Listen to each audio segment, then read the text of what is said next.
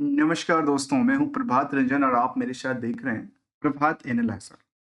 चलिए जानने की कोशिश करेंगे स्टॉक स्पेसिफिक डेटा को और साथ में कुछ कंपैरिजन करते हुए जो सेम सेगमेंट में सेम सेक्टर में जो बाकी कंपनियां हैं, कुछ जो उन्हीं रफ्तार से चलती है, उनका क्या रफ्तार है, मार्केट की पोटेंशियल्स क्या है, मार्केट में बिजनेस मॉडल क्या कहती है और बिजनेस मॉडल से मार्केट की जो ग्रोथ रेट है, निवेशकों को लेकर पैसे बढ़ने घटने और इसको लेकर के चर्चा का विषय जो बनता है, उसका क्या आंकड़ा निकल के कंपनी का नाम देखा जाए तो शॉर्ट फॉर्म में एससीजी कहलाता है। इसको कहते हैं हेल्थ केयर ग्लोबल इंटरप्राइजेस।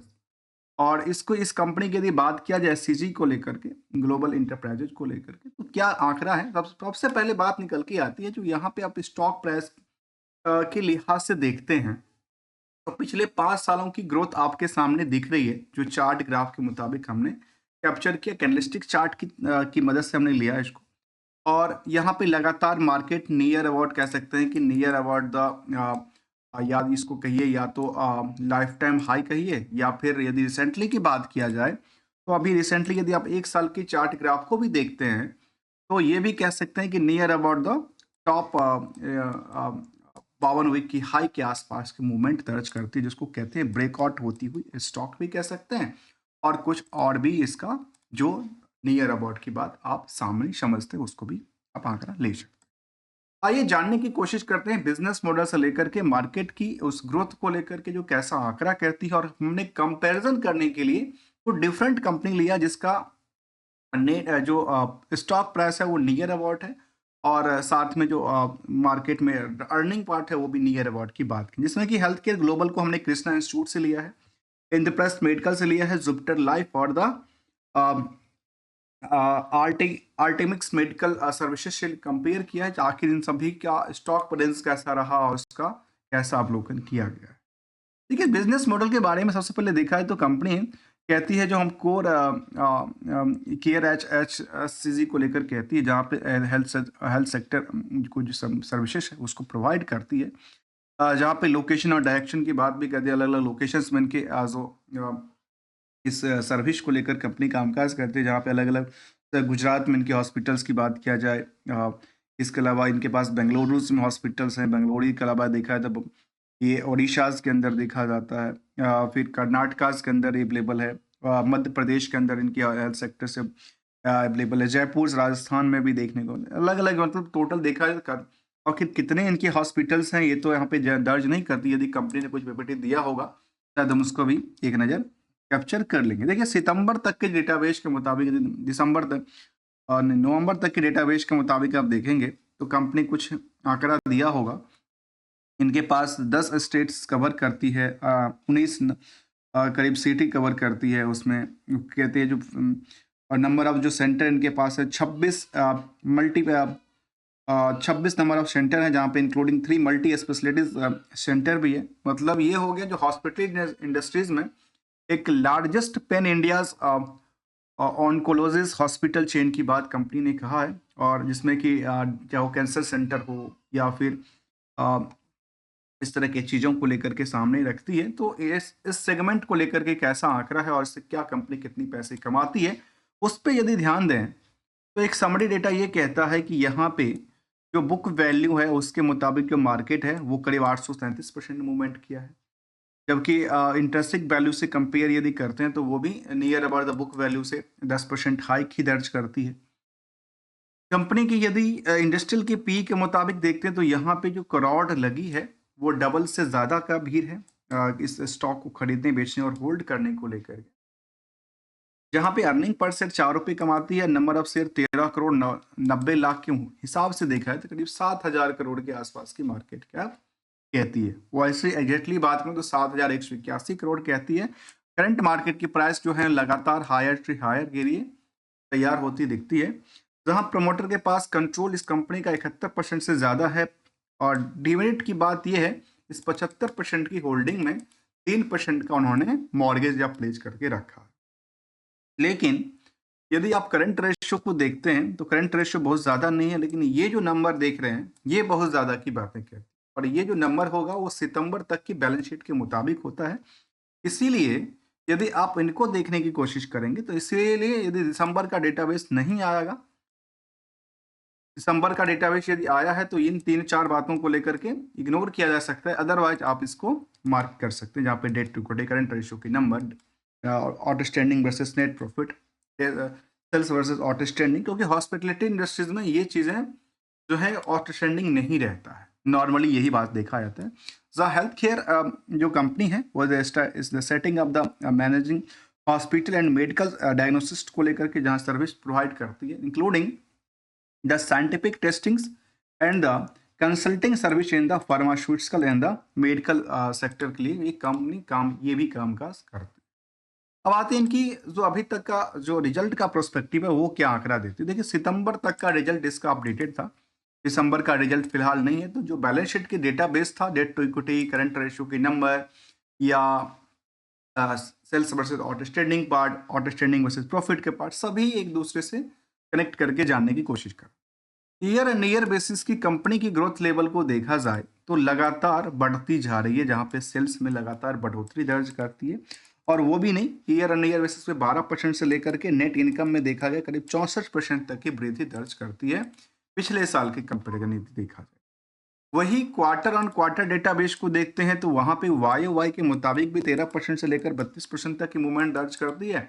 और क्यू के मुताबिक भी अच्छी खासी ग्रोथ की बात रखती है। जहाँ पे हमने जो लास्ट इनका फाइनेंशियल था उसके मुताबिक हमने इसको चर्चा किया, तो ये सब डेटाबेस उन्होंने अपनी पीपीटी इन्वेस्टर्स प्रेजेंटेशन में कहा है, और उन्होंने कहा कि इंडस्ट्रीज अपॉर्चुनिटी है कंपनी का, वो कहती है कि सीजीआर में करीब 12% के आसपास था, और आप जाकर के हमारा जो ग्रोथ रहा वो 2000 वो सीजीआर में करीब 13 से लेकर 14% की फ्यूचर एक्सपेक्टेशन की बात रखी थी। इसके अलावा कहते हैं कि हम इंडिया में केवल 10% की पॉपुलेशन कवर कैंसर की बात कहती है, कि कुछ कंट्री और हैं जहाँ पे 97%, 89%, 41% तक की बातें, इंडिया में केवल 10% की बात शामिल करता है।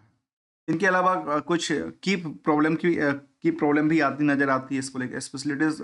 सिंगल हॉस्पिटल कैंसर केयर को लेकर, और कैंसर में ही ज़्यादातर इनका देखने को मिलता है कि डील करती दिखी है। और ये कहती है कि हमारे पास 36 टोटल लेंसेज की बात कहती है, 17 पेट्स की बात कहती है, डायग्नोस्टिक सेंटर की बात, रेडियो थेरेपी की बात, या फिर मेडिकल सर्जरी की बात। ये कुछ पार्ट को लेकर के ऐसा आंकड़ा साझा करती है। इसके अलावा कुछ और भी बातें शामिल लगता है जहाँ पे क्लिनिकल लेवल की बात। और अब आते हैं मार्केट में, इनकी बिजनेस मॉडल से जो कंपनी कमाती है वो कमाती है केवल 3%। अपने ऑल ओवर बिजनेस मॉडल से कंपनी 3% की कमाई को सेव कर पाती है, जिसमें आउटस्टैंडिंग 17% के आसपास रहती है। और मार्केट की यदि आप लास्ट 12 महीने का डेटाबेस देखा है तो करीब 2000 करोड़ की टर्नओवर क्रिएट करती है, ऑपरेटिंग प्रॉफिट 18% तक डेवलप करती दिखी है। कंपनी में इंटरेस्ट और अदर्स ऑफ इनकम को यदि देखा जाए तो वो आपस में एडजस्टेबल नहीं हो पाता है, क्योंकि कंपनी के पास इंटरेस्ट का थोड़ा सा ज़्यादा बर्डन ही क्रिएट दिखती है। ईयर्स के मुताबिक आप देखेंगे यहाँ पे तो जो बाकी कंपनियां हैं, चाहे वो मैक्स हेल्थ केयर हो, अपोलोज हों, फोर्टिस हों, ग्लोबस हेल्थ की हम बात कर ही रहे हैं, इसके अलावा हेल्थ ग्लोबल्स की बात है, तो इस तरह की कंपनियों में जो देखा गया वो नेट इनकम मार्जिन आप देखेंगे तो सभी कंपनियों में, कुछ कंपनियों को यहाँ पे सबसे बड़ी यदि किसी कंपनी में प्रॉफिट का सोर्स है तो वो मैक्स हॉस्पिटल्स है। मैक्स हॉस्पिटल हेल्थ केयर की बात करें, अपोलो, फिर आती है फोर्टिस, और ये कुछ कंपनियां ऐसी रही जहाँ पे एक कंपनी में तो करीब 59% तक की प्रॉफिट सेविंग करती है, जिसका नाम एस्ट्रल डीएम करके डीएम हेल्थ केयर है। बाकी कुछ कंपनी में 3%, यहाँ पे उस कंपनियों के लिहाज से इस कंपनी में जो ग्रोथ रेट है इनकम सोर्स को लेकर के वो काफ़ी कम दर्ज करती दिखी है। इसके अलावा यदि आप इन पार्टों को देखने की कोशिश करें जहाँ कंपनी में रिस्क फैक्टर की लेकर कहती है करीब 56 दिन की रिस्क फैक्टर है, और ये अपने वेंडरों को पेमेंट देने में तो शायद बहुत पसीना छुड़ा देते हैं, 216 दिन की बात रहती है। बैलेंस शीट के मुताबिक देखा है तो कंपनी कर्ज लगातार ले रही है। कर्ज लेने का मतलब ही है नया नया हॉस्पिटल खोलेगा, हॉस्पिटल चेन खोलेगा, तो ऑब्वियसली क्या होगा, सारे के सारे फंड गए कहाँ, तो ज़्यादातर फंड इनकी एसेट्स में दर्ज करती है जहाँ पे लैंड बिल्डिंग हो सकती है। तो यहाँ पे देखा है तो लैंड बिल्डिंग में लैंड्स खास करके ज़्यादातर जो फंड हैं वो बिल्डिंग्स के अंदर हैं, प्लांट एंड मशीनरी के अंदर डील करती दिखती है। इसके अलावा की बात किया जाए तो इन्वेस्टमेंट की पार्ट भी थोड़ा बहुत रहा है, अदर एसेट्स के अंदर भी करीब 1000 करोड़ के आसपास की टर्नओवर की अमाउंट्स की बात कहती है। इन सभी लिहाजों से देखा जाए तो जो पीयर्स के मुताबिक अपने निवेशकों को लेकर इंटरेस्ट जाहिर करता है, तो कंपनी में करीब 32,000 के आसपास के 32 से 35,000 निवेशकों का इंटरेस्ट जाहिर करता है। और फिलहाल के लिए यही डेटाबेस के मुताबिक आप देखेंगे तो ये कहता है कि यहाँ प्रमोटर के अलावा एफआई और डीआई की बड़ी भूमिका है। डीआई इस कंपनी में करीब करीब 12-13% के आसपास, यहाँ पे टाटा म्यूचुअल फंड जैसे कंपनी शामिल है, निपॉन्स लाइफ, मोतीलाल ओसवाल जैसे कंपनी शामिल है। तो यहाँ पे जो बड़ी निवेशकों के दिलचस्पी वाला स्टॉक रहा, जहाँ आम निवेशकों के पास भी 13% की होल्डिंग है, उसमें कोई बड़ी निवेशक तो नहीं है, लेकिन फिलहाल 32 से 35,000 निवेशकों का इंटरेस्ट जाहिर करता है। फिलहाल के लिए कोई अपडेट नहीं था इसका रिजल्ट को लेकर के। इसका रिजल्ट को लेकर फिलहाल कोई अपडेट अभी तक बोर्ड मीटिंग को लेकर कुछ बात कही नहीं है। कंपेरिजन इसको और भी कंपनी से किया जा सकता है, जहाँ पे कोवॉइस हो या जेएल एसएल हो, और इसके मुताबिक जब हमने रिवेन्यू सोर्स के मुताबिक हमने कंपेयर करने की कोशिश किया, तो इसके मुताबिक जब फर्स्ट मेडिकल्स हों, कोवॉइस, मेडिकेल हो, कृष्णा इंस्टीट्यूट हो, इन सब कुछ कंपनियों से रिवेन्यू को सोर्स के मुताबिक प्रॉफिट आफ्टर टैक्स को भी कंपेयर किया गया। तो नियर अबाउट कह सकते हैं कुछ हद तक इस परसेंटेज जो है आपस में कुछ ज़्यादा है कुछ कम है। तो हमने ओवरऑल इसलिए कहा कि कंपनी 3% की कमाई को सेव करती है। बस यही एक थोड़ा सा डिमेरिट इनके लिए है। डिमेरिट के बाद ये भी शामिल करता है कि कंपनी में जो रिपोर्टेड डिविडेंड पार्ट नहीं देती है अभी, जो इंटरेस्ट रेट है उसका कवरेज रेट ज़्यादा है की बातें कहती है, और जो रिटर्न है पीरियड ऑन पीरियड बेसिस को लेकर वो थोड़ा सा कम का आंकड़ा दर्ज करती है रिटर्न ऑन इक्विटी को लेकर के। लेकिन स्टॉक प्राइस, कंपोनेंट प्रॉफिट और सेल्स लगातार अप ट्रेंड के लिए दर्ज करती देखिए। कंपेयरिंग यदि हम इन सभी स्टॉकों से किया प्राइस परफॉर्मेंस को लेकर के पिछले एक साल की बात किया जाए केवल और केवल, तो पिछले एक साल में चाहे वो हेल्थ केयर ग्लोबल की बात करें, कृष्णा इंस्टीट्यूट की बात करें, सभी कंपनियों में ये हेल्थ सेक्टर की कंपनियों में रफ्तार देखने को मिला, जहाँ पे 46% से लेकर के ऑलमोस्ट सभी कंपनियों में रफ्तार रही। सबसे कम यदि किसी कंपनी में था जिसका नाम था जुपिटर लाइफ साइंस। यदि पिछले 6 महीने के ट्रेंडिंग को जानने की कोशिश किया जाए तो पिछले 6 महीने से मार्केट इतनी ज़्यादा क्राइसिस में है। जबकि पिछले 6 महीने की डेटाबेस को आप देखेंगे सेंसेक्स के कंपैरिजन करते हुए, पिछले 6 महीने से लगातार जब सेंसेक्स जैसे पॉइंट्स जो हैं वो 4% से ज़्यादा गिरा हुआ नज़र आता है, वहाँ पे ये कंपनी और इनके इंडेक्सेशन पार्ट में लगातार क्या है वृद्धि दर्ज करती दिखी है। और यहाँ पे जो कंपनी को हमने लिया था कवर करने के लिए, वहाँ पे ऑलमोस्ट क्या है पिछले 6 महीने में भी करीब 46% से लेकर के करीब 90% तक की रेंज में क्रिएट करती दिखी है।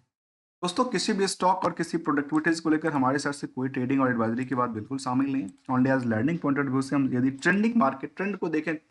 चार्ट ट्रेंड को देखने की कोशिश करें विदाउट किसी इंडिकेटर्स पार्ट को लेकर के, तो मार्केट की ट्रेंड ये कहती है कि मार्केट में ये स्टॉक अपने पीक पे कामकाज कर रही है और करती दिखती नजर आती है। यदि आपको वीडियो अच्छा लगा हो, वैल्यूबल पॉइंट्स मिलते हो, तो वीडियो को लाइक, चैनल को सब्सक्राइब करना मत भूलिएगा। थैंक्स फॉर द ज्वाइनिंग दोस्तों।